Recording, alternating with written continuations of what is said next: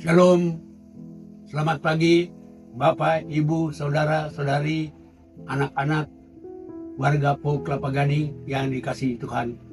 Selamat memasuki hari Prapaskah kelima di tahun ini.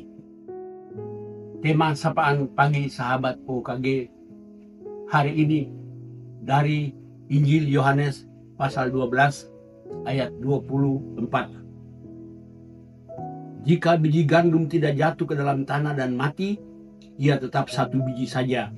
Namun jika ia mati, ia akan menghasilkan banyak buah. Yesus mengucapkan ini untuk orang-orang Yunani yang pada waktu itu datang ikut merayakan Paskah di Yerusalem. Pada waktu itu, imam-imam kepala dan tua-tua orang Yahudi telah memutuskan untuk membunuh Yesus.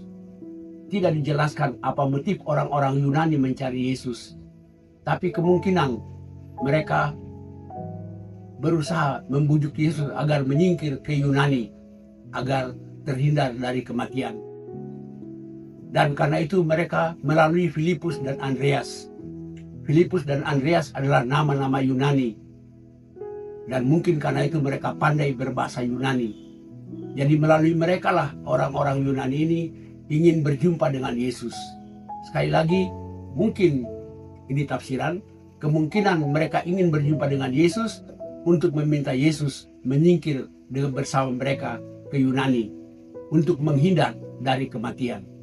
Itulah sebabnya Yesus menjawab bukan kepada orang-orang Yahudi langsung, tapi melalui Filipus dan Andreas. Yesus mengatakan, jika biji gandum tidak jatuh ke tanah dan mati, ia tetap sebiji saja. Tapi jika ia mati, ia berbuah banyak. Ucapan Yesus ini adalah kena-mengena dengan dirinya sendiri. Dari ucapan Yesus ini, kita bisa mengangkat dua hal utama. Yang pertama ialah bahwa hanya dengan mengorbankan kehidupan, baru kita menghasilkan kehidupan. Yesus mengorbankan hidupnya untuk menghasilkan kehidupan.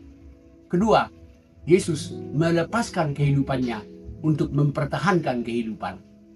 Dua hal inilah yang merupakan inti dari ucapan Yesus tadi. Biji gandum mesti mati supaya ia menghasilkan banyak buah.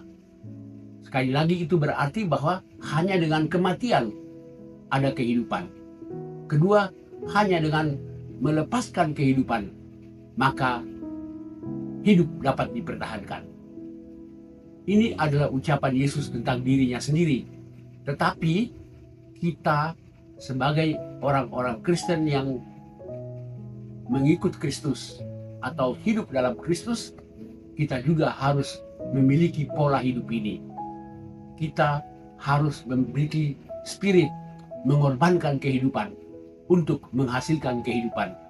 Kita harus memiliki spirit melepaskan kehidupan untuk mempertahankan kehidupan. Itulah yang Yesus tekankan ketika ia menjawab kepada orang-orang Yunani. Yesus tidak menghindar dari kematian, melainkan ia rela mengorbankan kehidupannya untuk menghasilkan kehidupan. Ia rela melepaskan kehidupannya untuk mempertahankan kehidupan. Begitu juga kita. Apakah kita memiliki spirit berkorban, mengorbankan hidup untuk menghidupkan orang lain? Apakah kita memiliki spirit rela melepaskan kehidupan untuk mempertahankan kehidupan? Saya mengutip dari buku Pendeta Eka Dharma Putra. Apa beda sel kanker dengan sel normal? Sel kanker melahap sel-sel lain agar ia bisa hidup. Sel normal menghidupkan sel-sel lain supaya semua sel bisa hidup bersama. Dari Minggu Prapaskah kelima ini, marilah kita merenungkan diri kita. Apakah kita ini seperti sel kanker atau seperti sel normal?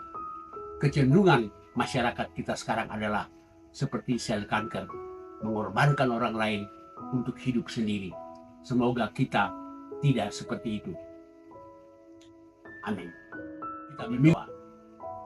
Bapa di surga, kami bersyukur Engkau mengorbankan anak-Mu bagi kami, supaya kami memperoleh kehidupan. Ia rela melepaskan kehidupannya untuk mempertahankan kehidupan. Berilah kepada kami semangat itu, agar kami juga menjadi orang-orang yang hidup dalam Kristus, yang rela mengorbankan kehidupan untuk menghasilkan kehidupan, yang rela melepaskan kehidupan untuk mempertahankan kehidupan. Biarlah kami hidup sedemikian rupa dengan kesediaan untuk mengorbankan diri, agar dengan demikian ada kehidupan bersama bagi semua orang. Dalam Kristus kami berdoa. Amin.